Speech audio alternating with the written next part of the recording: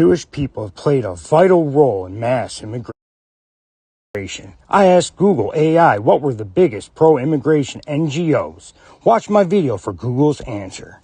I think there's a resurgence of anti-Semitism because at this point in time, Europe has not yet learned how to be multicultural. And I think we're going to be part of the throes of that transformation, which must take place. Europe is not going to be the monolithic societies that they once were in the last century. Jews are going to be at the center of that. It's a huge transformation for Europe to make. They are now going into a multicultural mode, and Jews will be resented because of our leading role. But without that leading role and without that transformation, Europe will not survive. Why is this American Jewish woman so concerned with mass immigration into Europe? Isn't she busy enough with introducing it into America? This is emblematic of a wider attitude amongst the Jewish people. Google, what's the largest pro-immigration NGO in the United States? The International Rescue Committee, IRC, and HIAS are the largest non-governmental organizations, NGOs, operating in the United States that handle refugee resettlement and immigrant legal defense. What connections to Judaism does the IRC have?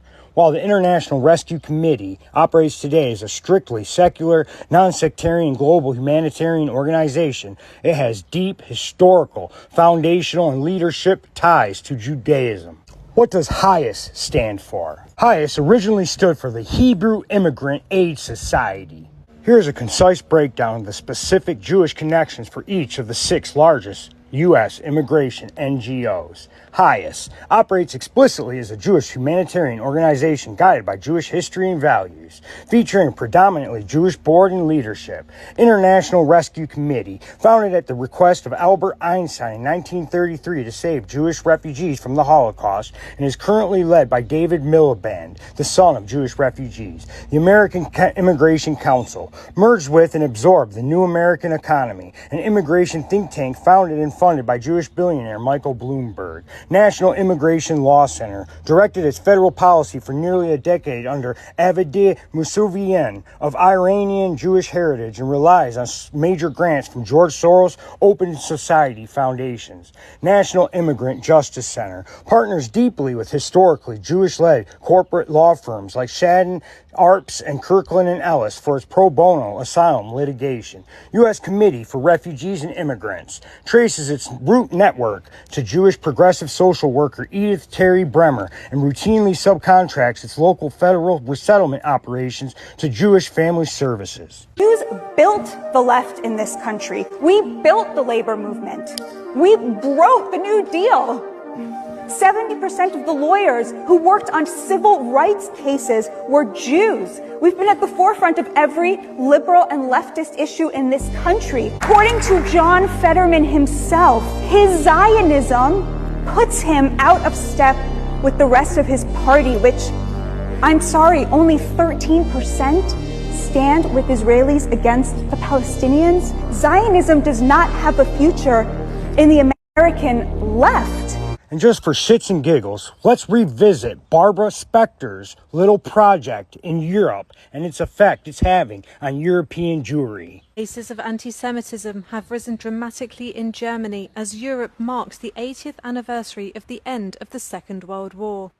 The Anti-Defamation League published a report highlighting a surge of violent anti-Semitic incidents across the 7 countries of the largest Jewish communities outside of Israel. ADL's Marina Rosenberg says Jews are hiding their identities and symbols. Post-October 7th, the numbers of anti-Semitic incidents have skyrocketed in all our countries. And this started on the day of October 7th. So it wasn't just something that happened when the war in Gaza began and when Israel took measures against Hamas. And it started with demonstrations, it continued with harassment and vandalism, and we're seeing today also really violent attacks against Jews around the world. In Germany, anti-Semitic incidents increased 75% from 2021 to 2023, 185% in France, and 82% in the UK. The report states that across the 7 countries known as the J7, attacks on Jewish schools, synagogues and businesses alongside individuals have increased significantly and in some cases have more than doubled. The threat of anti-Semitism is not just against Jews, it's against all of society. And it really goes against any democratic value that our liberal societies believe in. We've always said that the anti-Semitism is the canary in the coal mine. And what starts with the Jews never ends with the Jews. And we know this here in Germany, and we know it in Europe, and we know it around the world. For some of the countries, the anti-Semitic attacks have been more intense over the past 18 months than the past 18 years. The J7 countries urged anti-Semitism to be tackled through education as they warned that other minority groups could be targeted next. We've been seeing a normalization of anti-Semitism in our societies across the political spectrum. So it's not only an issue of far right or far left or from Islamists or jihadists, it's all over our societies.